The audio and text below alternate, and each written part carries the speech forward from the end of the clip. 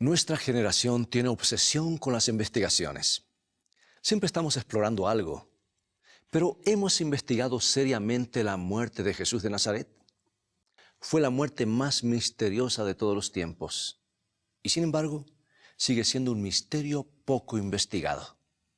¿Te gustaría conocer los entretelones de la historia? Entonces toma tu Biblia y mantente en sintonía. Escrito está: declara el mensaje final de Dios para nuestro tiempo, presentando al Cristo viviente como la respuesta a nuestras más profundas necesidades. Escrito está, con el pastor Robert Costa.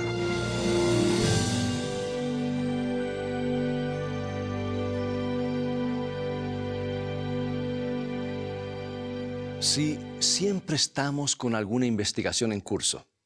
Un avión se estrella y antes de que se rescaten los sobrevivientes o se evalúen los daños, ya iniciamos una investigación sobre todos los hechos relacionados con el accidente.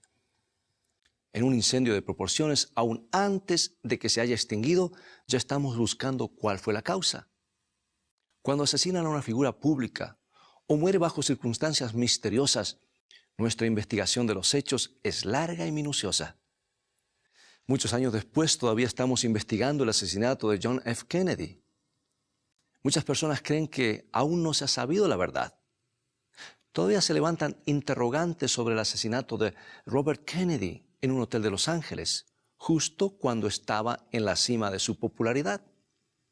Y para muchos todavía no se han identificado realmente los verdaderos responsables de la muerte de Martin Luther King. Pensamos que sabíamos las causas de la trágica muerte de Marilyn Monroe en 1962, pero décadas más tarde se afirma, y con algunas evidencias sorprendentes, que su muerte no fue un suicidio. Es bueno tener mentes inquisitivas, y no siempre es sabio aceptar la primera respuesta que emerge a la superficie. Pero aunque se han escrito millones de páginas sobre la muerte de Jesús de Nazaret y se han hecho incontables suposiciones, muchos no tenemos la más mínima noción de lo que sucedió realmente aquel viernes del año 31 de nuestra era, en una colina en los alrededores de Jerusalén. ¿Por qué nunca se hizo una investigación creíble ni se dieron a conocer los hechos? ¿Por qué se han hecho tantas suposiciones, pero se tienen tan pocas certezas? ¿Fue una muerte por accidente? ¿Estuvo planeada? Y si fue así, ¿quiénes lo hicieron? ¿Por qué murió? ¿Fue su muerte la tragedia más grande que haya habido en el planeta? ¿O fue una victoria tan tremenda, tan completa, que hizo cantar a los ángeles y decretó el final de la muerte misma? ¿Podría ser que la muerte de Jesús tuviera increíbles consecuencias para ti, personalmente, que jamás te has imaginado?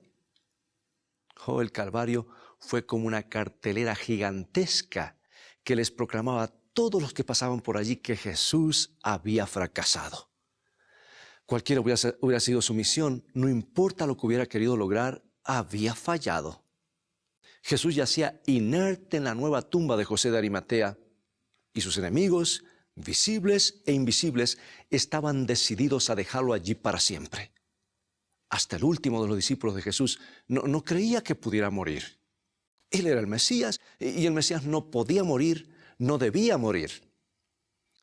Habían esperado que Jesús realizara un milagro para salvarse de sus enemigos. Pero el milagro no había ocurrido. Jesús ahora estaba muerto. Y mientras transportaban su cuerpo sin vida a la tumba tallada en la roca para dejarlo allí, sus ánimos estaban sumidos en una profunda depresión. Escucha su razonamiento. Ellos decían: creímos que Él sería el que libraría a Israel. Pero todo indicaba que había cometido un error. Al fin y al cabo, Jesús no era el Salvador largamente esperado. La vida les parecía vacía y sin sentido. Y mientras el sol descendía en el cielo oriental, recordándoles que el sábado estaba por comenzar, huyeron a esconderse temiendo que sus nombres también estuviesen en la lista negra de los enemigos de Jesús. 24 horas más tarde, cuando el sol volvía a ocultarse en el oriente, señalando hacia el final del sábado, la tumba de José había sido clausurada con un sello romano y una guardia de 100 soldados la custodiaba. Jesús estaba encerrado en una tumba de piedra con suficientes recaudos como para que no saliera de allí hasta el final de los tiempos. La noche pasó lentamente en tanto que los soldados montaban guardia. Una gran compañía de ángeles invisibles esperaba para darle la bienvenida a Jesús. Satanás también estaba allí, pero su única esperanza era que Jesús permaneciera en la tumba para siempre. Y toda la hueste de ángeles malignos también estaba allí, preparados a no ceder terreno independientemente de lo que sucediera. De pronto, el ángel Gabriel, el poderoso ángel que había ocupado el lugar de Lucifer, voló rápidamente, raudamente hacia la tierra. El planeta tembló con su presencia y los ángeles malignos huyeron despavoridos. Los soldados romanos, petrificados por el temor, vieron cómo Gabriel removía la enorme piedra que tapaba la entrada de la tumba como si fuese un guijarro. Lo escucharon decir: «Hijo de Dios, sal fuera, tu Padre te llama». Vieron a Jesús salir de la tumba vencida y proclamar: «Yo soy la resurrección y la vida».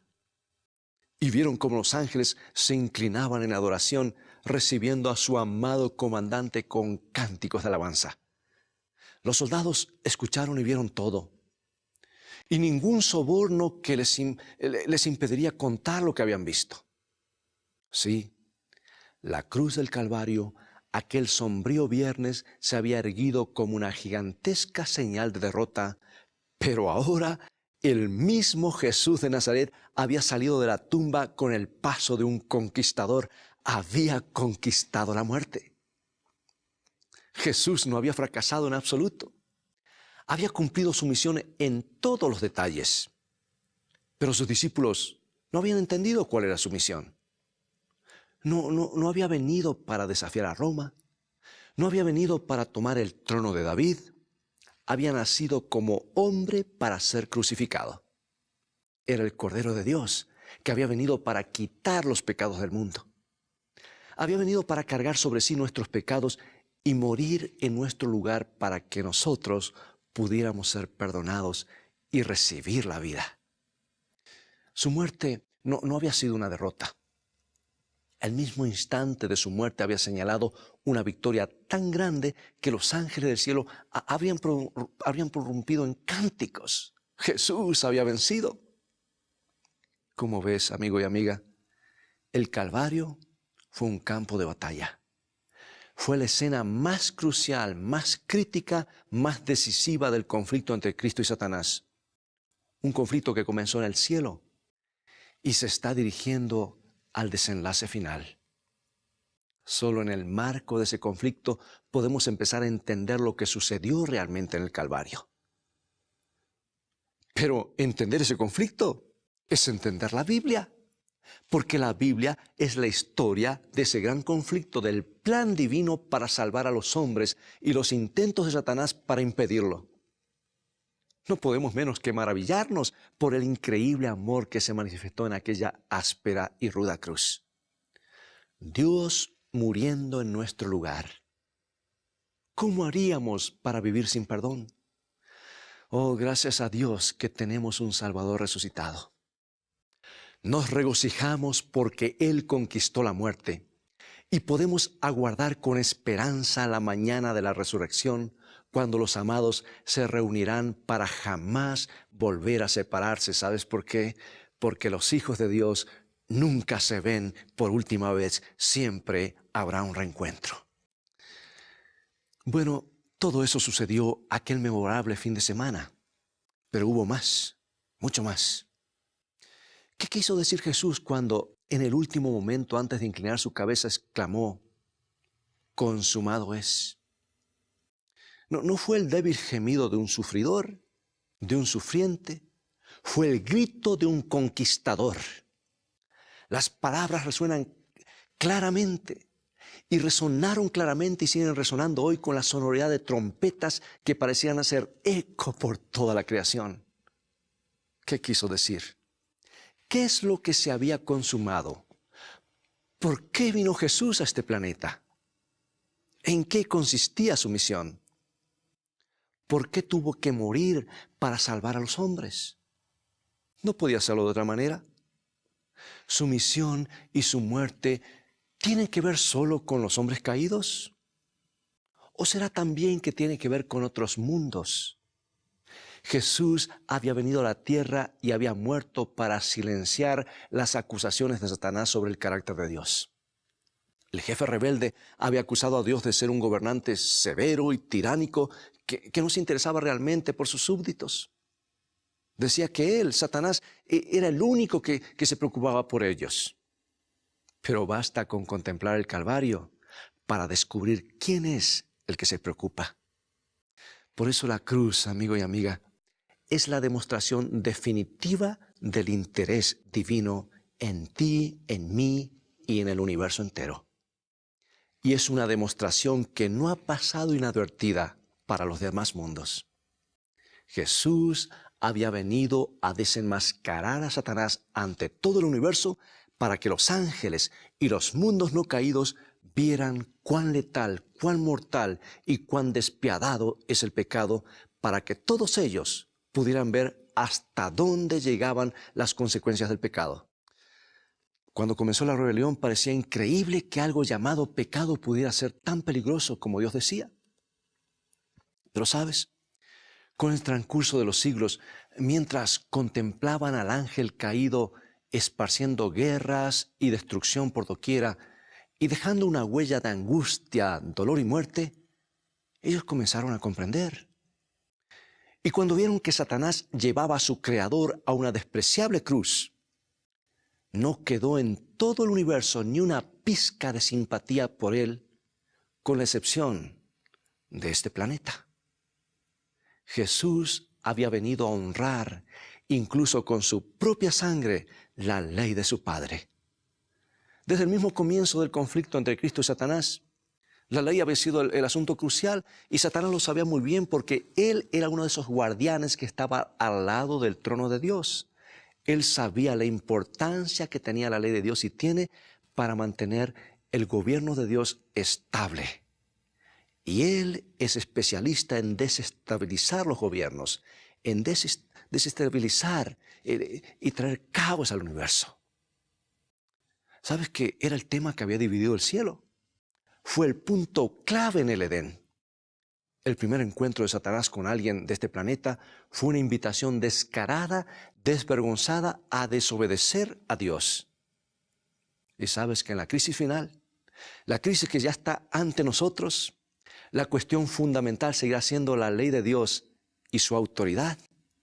Porque el libro de Apocalipsis, allí vemos a Satanás en estos últimos días airado y haciendo guerra a los que guardan los mandamientos de Dios. Y vamos a leerlo en Apocalipsis capítulo 12, versículo 17, y nos dice así: Entonces el dragón, el diablo, se llenó de ira contra la mujer, en este caso la iglesia, y se fue a hacer guerra contra el resto de la descendencia de ella, los que guardan los mandamientos de Dios y tienen el testimonio de Jesucristo.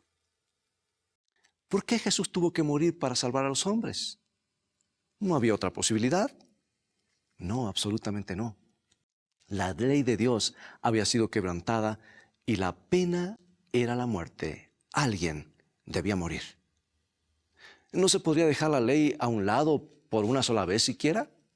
No, porque la ley es el fundamento del gobierno de Dios. Tomar la ley divina livianamente es una invitación al caos. Sin ley, hasta el mismo universo colapsaría. Y amigo, escucha bien esto. Allí está el punto del conflicto final. El enemigo sabe dónde atacar y ha tenido mucho éxito aún dentro del cristianismo de tratar de hacer pensar a la gente que ya no hay ley. Y es esa misma ley, porque no pudo ser cambiada, que llevó a Jesús a la cruz, porque la paga del pecado es muerte y el pecado lo conocemos porque es transgresión de la ley, dice el apóstol San Juan, dice la Biblia. Oh, hermanos, allí está el punto del conflicto. Tú y yo deberíamos dar un vistazo cuidadoso a los principios divinos, que son los que mantienen el universo en armonía, porque socavarlos es hacer colapsar el sistema, no solamente en este mundo, en los gobiernos, en la iglesia y en el universo de Dios. Y Dios, sabiendo esto, estuvo dispuesto a hacer lo imposible para que tú y yo podamos tener la segunda y última oportunidad, la que estamos viviendo ahora, de aceptarlo, aceptar su plan, ser obedientes y vivir para siempre. Pregunto, ¿no se podía cambiar la ley de Dios? ¿Alterarla siquiera un poco para salvar a Jesús? No, porque la ley es una transcripción del carácter de Dios. No podía modificar la ley sin modificar su carácter. Es un Dios de amor. Su ley es una ley de amor. Define la forma en la que actúa el amor. Ahora, el hecho de que Jesús muriera en la cruz del Gólgota, a pesar de ser una experiencia terrible, es la poderosa evidencia de que la ley no puede ser modificada, ni siquiera para liberar al Hijo de Dios. Si la ley hubiera podido ser cambiada, alterada, descartada, dejada a un lado, ignorada o siquiera pasada por alto, entonces la muerte de Jesús hubiera sido innecesaria. Y el Calvario no hubiera sido más que un drama sin sentido. Jesús vino para demostrar que es posible guardar la ley de Dios, que los hombres pueden hacerlo. Y aquí yo quiero dar una palabra de advertencia. La ley no salva, mis amigos, porque cada vez que se habla de la ley de Dios, algunos piensan, no, esas cosas de los judíos del Antiguo Testamento, pero resulta que la ley existió desde antes que haya un judío, antes que Dios crease este mundo, desde la eternidad, porque Lucifer cometió pecado y el pecado es transgresión de la ley. Yo quiero establecer bien claro, amigo y amiga, para que alguien no diga que está escrito, está predicando de alguna manera que somos salvos por la ley. La ley no salva a nadie, porque no son más que preceptos, es una ley fría. El que nos salva es Jesús. La ley me muestra cómo soy yo, y cuando veo mis pecados comparados a esa ley que representa el carácter de Dios, veo que soy pecador y entonces voy a Jesús, quien es mi salvador del pecado, y para eso vino Jesús, para salvarnos del pecado. Vuelvo a repetir, la ley no salva a nadie, pero Dios puso su santa ley para proteger a aquellos que la ha salvado, para que ya no vivan en el terreno del enemigo, sino en el terreno donde Jesús murió, dio su vida, para que tengamos paz, seguridad y salvación. Bueno, Satanás había dicho todo lo contrario. ¿No fue prueba de ello la caída de Adán? Pero Jesús tomó la humanidad, no con la fortaleza de Adán, no en el entorno perfecto del Edén, sino después de miles de años de debilitamiento por causa de la rebelión. Y durante 33 años vivió como nosotros tenemos que vivir, empleando el mismo poder que está a nuestra disposición, pero jamás pecó.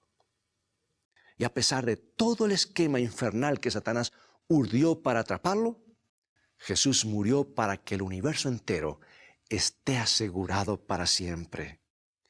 Gracias al Calvario, el pecado no volverá a surgir. El profeta Nahum lo dijo en Nahum 1:9, profetizado hace siglos, inspirado por Dios, de lo que Dios se propone. Y dice así: no tomará venganza 2 veces de sus enemigos. La rebelión no volverá a surgir. La terrible demostración de la naturaleza letal del pecado nunca se repetirá. ¿Por qué? ¿Dios nos quitará la posibilidad de elegir y nos convertirá en robots para que no tengamos más la posibilidad de pecar? Oh, no. Lo cierto es que ya hemos visto las consecuencias del pecado que llevaron al Calvario. Y no queremos tener más contacto con Él, con esa experiencia horrible que se llama pecado. Jesús murió para que todo el universo esté a salvo. El Calvario no fue solo para nosotros, sino también alcanza los mundos que no han caído, estarán a salvo de la rebelión por las edades sin fin. Y el cielo estará seguro, no por causa de la ley, no por el temor, sino por lo que sucedió un día en la cruz, en las afueras de Jerusalén, y que ellos contemplaron horrorizados y atónitos. Los salva también a ellos. Querido amigo y amiga, quiero contarte lo que ocurrió cierta tarde. Un niñito estaba inquieto, quería jugar, se metió en el dormitorio de sus padres y abrió el cajón de la mesita de luz. Dentro había una reluciente pistola de color negro. Se parecía mucho a la suya, la pistola de juguete. La tomó y la llevó a la sala de estar, apuntó a su padre y le dijo: «Bang, bang, papi, estás muerto».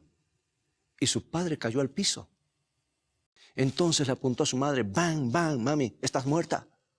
Y su madre cayó al piso de la misma manera en que jugaban siempre. Pero esta vez no se levantaron. Y el niño no supo qué hacer. Algo andaba mal. Tiró la pistola tan lejos como pudo. Se arrodilló junto a su padre llorando: «Levántate, papi, levántate. No quiero jugar más». Oh, mi querido amigo y amiga, ¿comprendes lo que el pecado le hizo al Salvador? ¿Ves lo que le ha hecho a este mundo que una vez fue hermoso? ¿Ves lo que le ha hecho a las personas que tú amas? ¿Ves lo que te ha hecho a ti? ¿Qué otra cosa podemos hacer sino arrojar el pecado tan lejos como podamos y arrodillarnos a los pies de nuestro Salvador? ¿Qué otra cosa podemos hacer sino dejar que las lágrimas corran por nuestras mejillas y decirle que no queremos jugar más con el pecado? Eso es lo que Él ha estado esperando todos estos años. Y es lo que tú también has estado esperando, ¿no es cierto? Escucha este canto y en un momento más regresaré para que oremos juntos.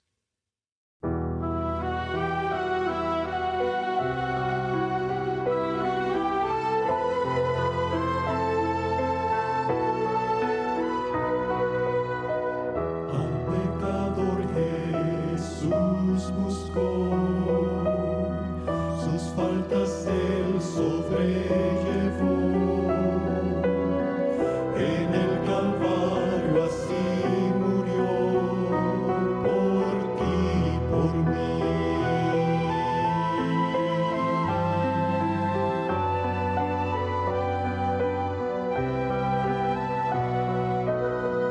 Oh, gran misterio de amor, eterno plan de salvación,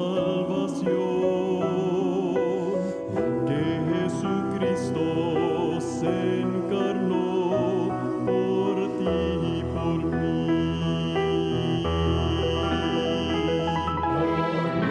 Por nuestra maldad un abismo se abrió, alejados de Dios y privados de paz. Pero gloria al Señor, fuente viva de amor, que nos lleva hasta el trono eterno.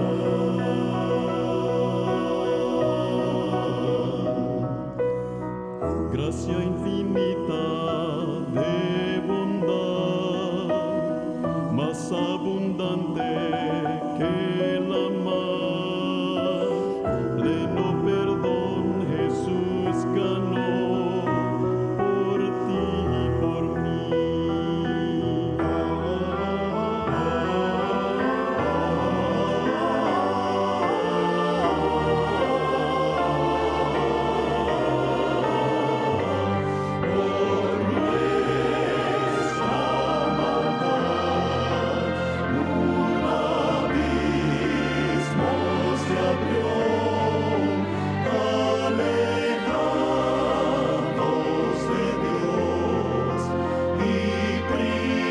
de paz, pero gloria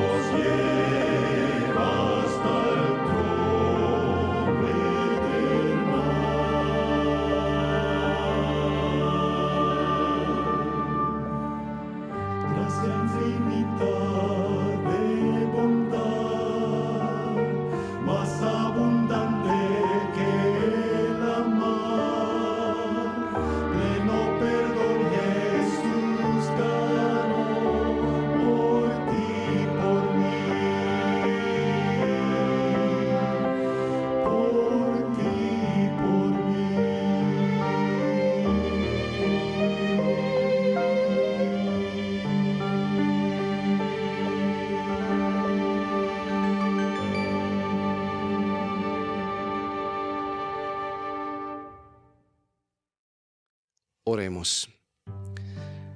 Gracias, Dios, por amarnos tanto, de estar dispuesto a dar a tu Hijo para rescatarnos.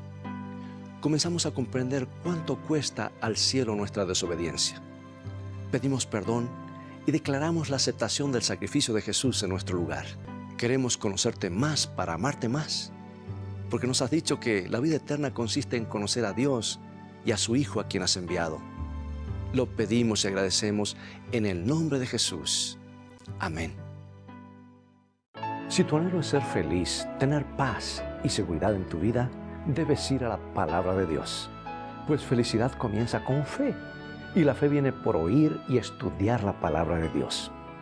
Visítanos en nuestro sitio de internet escritoestá.tv, donde encontrarás abundancia de materiales y estudios bíblicos que te ayudarán en tu caminar diario con Dios, a conocer mejor a Jesús y a gozar de un compañerismo real con Él.